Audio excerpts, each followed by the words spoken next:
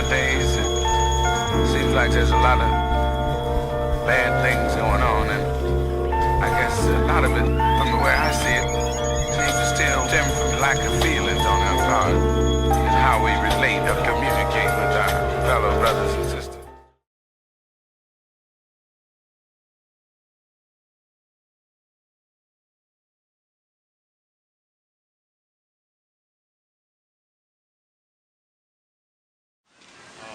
Doing haircuts, a few health screenings and entertainment. We got music, live performances this year. So I mean, it's gonna be a good year. I'm looking forward to it. Right now, we're just getting set up. We still have people on the way. So looking forward to it, man. Just trying to stay warm.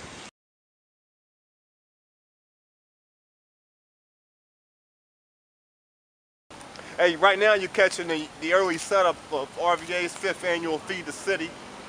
As we get closer to the event starting at 2 o'clock, we're going to talk to some of the people and get their feedback and thoughts on what they think about RVA's Feed the City. What role do you play and contribute to the community with the different things that you do? Okay, well, I'm a personal community activist. I'm also chairman of the Economic Development Committee for the NAACP. And I'm also a youth minister and worship and praise the Lord's Church. I have a group of my kids, 13 of my kids, out here today trying to give back to the community. Hey, what do you see going on that you like the most? One of the things that I see going on is just our people helping our people. It's always good to help all people, all nationalities, of all races. But I love to see my people going down. So one of the things that we as black people, we don't do enough of helping each other or giving back towards one another. So that's one of the things that I'm just really blessed to see out here, is just our people out here helping each other out. Hey, Dominique is really doing it in the community. He works and helps us out at the Huff Center. He oversees a assisted living facility here in the city of Richmond. He's very active in the NAACP. He's active with the Urban League. He's very much an up-and-coming person here in the city of Richmond. So the community really needs to watch out for Dominique Provo. He's from Rome. Human service professionals here participating in Feed the City. What do y'all think about Feed the City? I think it's wonderful. I think it's a great opportunity for people who are less fortunate to come out and just receive a lot of love, a lot of gifts, a lot of food, just things they need they may not get on a daily basis. So it's a wonderful thing to give back. Tell us about Feed the City. Oh my goodness, Feed the City is a fantastic event. It's just where people come together and just kind of give back to the people of the city, the community. Just giving back with the food, the clothes, and all of that, just, giving thanks. You seem to be pretty hands-on. Tell me what you all got going on here right now. Right here, we're just kind of setting up the food, trying to prepare it so at 2 o'clock, or they start feeding everybody. So just keeping everything warm. I'm glad to be here. It's definitely a humbling experience.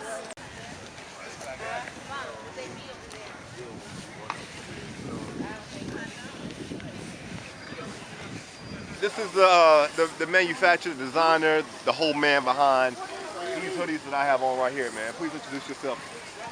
How y'all doing, Rob? That was please educate all children equally. I'm tired right now. I just carried 5 gallons of soup by myself all the way to that point. Matter of fact, show that fire the gold car all the way over there to the street right here. I did it by myself. Tell me a little bit about what you're doing out here today to Feed the City. Oh man, what we did with Peace Clothing is everyone who purchased a hoodie. Well, first and foremost, it was a blessing to be a part of this. When we first found out about it a couple years ago, we wanted to do something for the city, but at the time we really couldn't. The business was just starting out. So when this year came, I was okay. What I do is I donate 25 hoodies to the core volunteers of Feed the City. I said, and I also purchased 2 tickets. And I said, for each person who purchased a hoodie, $5 or it would feed a person because $5 is a donation. Yeah. So it's $5 donation we give back each person. We do have a small check today for the hoodies that we've sold. Plus, if you look around, when y'all look around and see the footage, y'all see a lot of people with the Peace Clothing on. Yeah. And basically, what we want to do, we want to be a part of something. Anything positive, willing to give back, we're about that. Always wanted to be able to give back. So this is a blessing for me and my company in the city of Richmond. I really want to be able to, help people help people to understand that in order to get what you're trying to go in life, you gotta help other people. You have to. Yeah, man. I mean, your Peace Clothing is actually it's definitely moving in the community. I've witnessed your Peace Clothing in different avenues here in Richmond. I've seen it in the City Hall, in the mayor's office when we met and gathered with the Urban League, and that's when I first became introduced to it. In that level. But then I was very familiar with it, the Tuesday verses, and because you do poetry, right? You know, and I see you in different avenues, and to see the Peace Clothing come together with Feed the City and a lot of other organizations out here. You're doing something really good, man, to put yourself at a level where everyone else becomes visible of what you're doing. Appreciate it. So I appreciate you. And this is what we're doing. I mean, basically, we're running people down and looking at how can we help them, how can we aid them. So we out.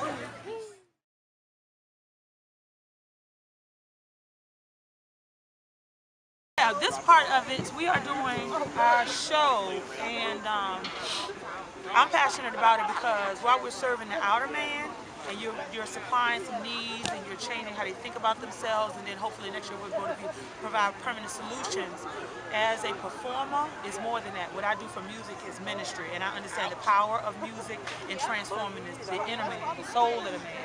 So if we can actually have them look better with the haircuts, have them fed, give them something that's tangible they can take away, and then change the mood. We are now ministering. We are ministering, and we're feeding the spirit and the soul and the psyche. So once your whole outlook is more positive and you're happy and you're smiling, there's a lot of things that's going to be going on in front of the stage that's going to be interactive. Then if you can change how you see life, then life changes. It follows. My goal is once I get artists in with RVA Has Talent, when they leave RVA Has Talent, they're able to sustain on their own, and they understand the process of business. You're a talent coach. Yes. Yeah. But trying to switch people's paradigm of understanding that it's 80% business, 20% show. Yeah. Most people get in this business, they think it's 90% show, 10% business. They don't understand it's what you do when you're off stage that keeps you on stage. Since the camera's rolling, I'm gonna ask a few questions. Right. You're a local guy, right? Yeah, basically, yes. Very funny person. I mean, I don't do this for a living, interview people, but for a person probably to feel comfortable talking to you, they just have to allow themselves to be themselves. Because they have to, Yeah. which is natural for me. Yeah. But if you've ever listened to this guy, he's very, very funny. He was talking to you about RVA's Got Talent. You may have seen him on, I think you may have seen him on BT, Comment View. Showtime, Army Wives, yeah, stuff. He's a very funny guy, and very humble, as you see. Can you just tell us a little bit about what you're going to be doing here today with Feed the City? Yeah, today what we got, RVA Has Talent. We've been doing this talent competition, or should I say this talent fundraiser for the last 3 weeks, and today is the wild card. So all the people that didn't make it into the finals automatically, they went to YouTube. The people that had the highest amount of YouTube votes, the 3 people are here today. So today we'll get that final person to go into the semifinals.